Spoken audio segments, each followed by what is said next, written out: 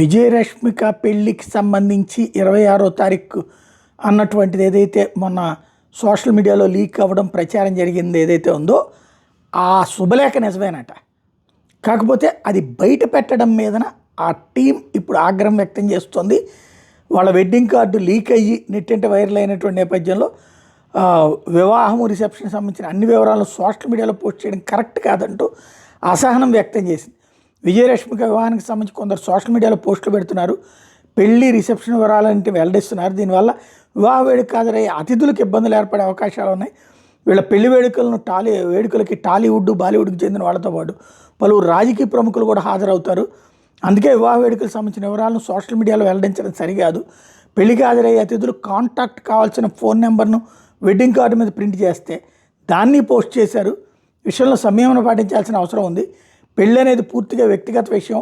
అట్లాంటి పర్సనల్ ఈవెంట్కి సంబంధించిన పోస్టులు పెట్టే ముందు వాటి ద్వారా ఇతరులకు ఎట్లాంటి ఇబ్బందులు వస్తాయని గమనించుకోవాలంటూ విజయ్ టీం హితవు చెప్పింది.